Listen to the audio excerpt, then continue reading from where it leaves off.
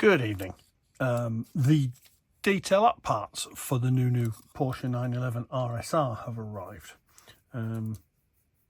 Usual comprehensive package of bits. Let's have a little look see. We've got the usual bit of ribbon for the seat belts.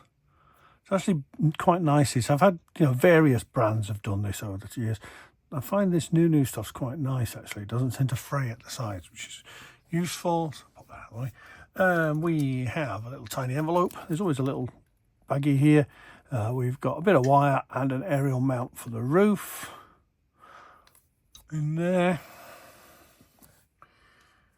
A small photo etch fret, which is actually quite substantial.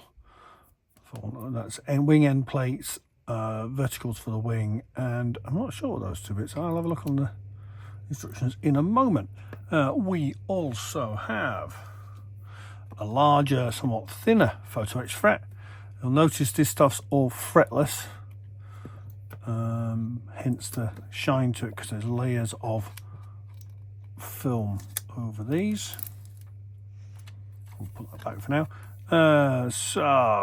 Turning vanes, meshes for the intakes and nose, meshes for those side pieces we've mentioned previously. I don't think we'll need those because we can use those 3D printed fat frog bits, which seem to be somewhat nicer. We've got bonnet hood releases, paddle shifts, towing eyes, bonnet body fasteners, obviously faces for the brake discs.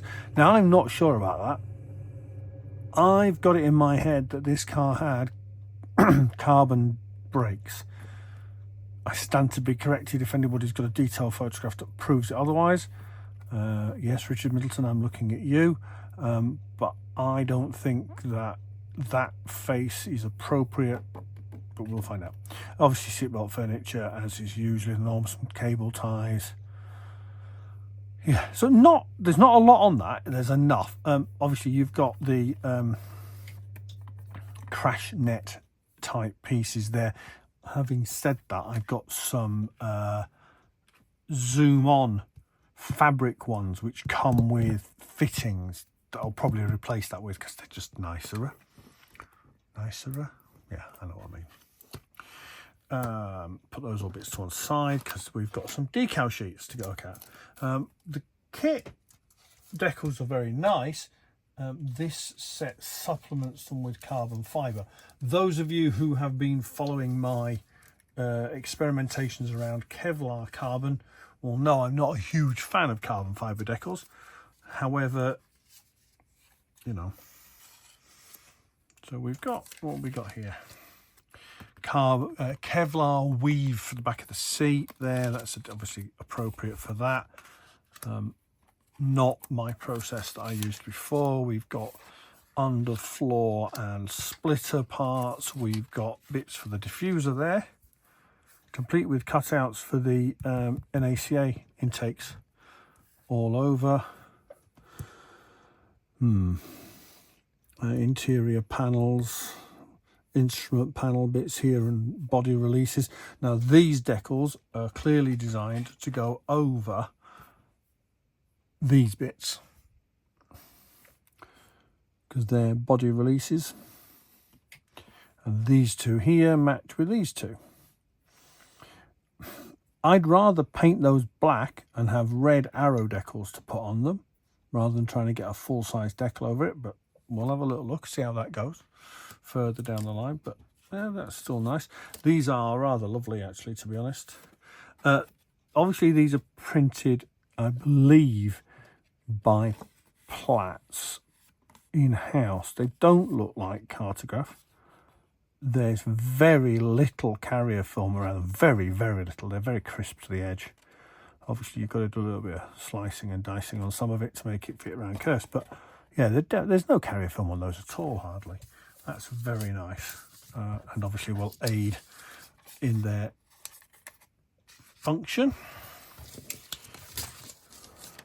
The weave's quite subtle actually, and as usual you could tone it down. In that GX range that I used for the brown on the McLaren, there's a clear black, which would tone that down quite nicely and probably give quite a nice effect. So that's all the bits. So that's the contents from a point of view of the bits and bobs you're going to use.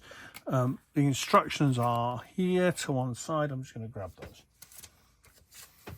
So, don't know where this cough's come from. So come on in about last 2 or 3 hours. Maybe a lack of Guinness, alcohol free. We'll try that.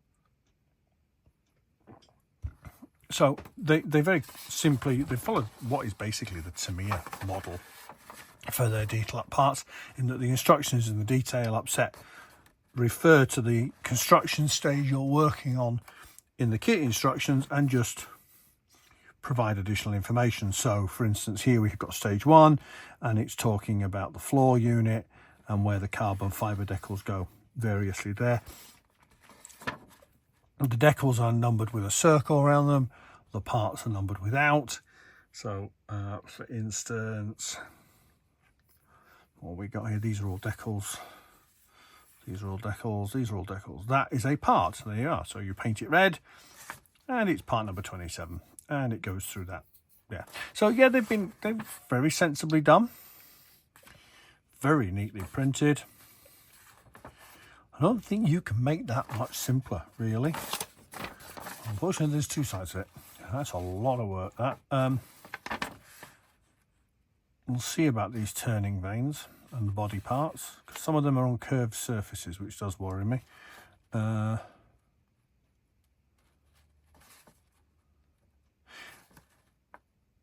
photo etched windscreen wiper. How did I miss that? Oh, it's there. It's there, look. That's going to be fun. Aerial, rear wing pieces. Yeah. I don't think there's anything there particularly that's going to scare anyone. I think the time and effort involved in using it well may be the issue. But, you know what they say? Each to their own. So just to confirm, this is Racing 24 Series 124th Porsche 911 RSR 2018 Le Mans GTE class winner. Detail upset from NuNu. Code is NE24040. Apparently it's 3,200 yen. Yeah. We'll be using probably the majority of that on my build, or first build at least. What I am going to do is obviously filter through the various bits I've got. So we've got 3D printed wheels and 3D printed fog lights and headlight casings and intakes and upgrade sets and stuff, and it's a case of filtering through it and finding the bits that you like. So if you then build a second, you won't buy the bits you didn't like again. I've got 2 of the things. One is definitely going to be in that blue, white and red scheme. There's a certain amount of pressure to build a pink pig. It just doesn't do it for me on that form, but the car itself does. So yeah, we'll see what develops. This in conjunction with the new Tamiya 911 GT3 kit does give you a very big range of possibilities, vehicles to build and options. Obviously the decal and resin companies are going to fill in the gaps. I see Zoom On have already announced a 2020 body for one of them. So yeah, the sky's the limit if you're a Porsche builder right now. We'll see how we get on when we get to building them. There's a few things ahead of these in the queue. I'm not under any pressure to build any of it, but we'll see. Thank you very much for listening to my drivel. Cheers now.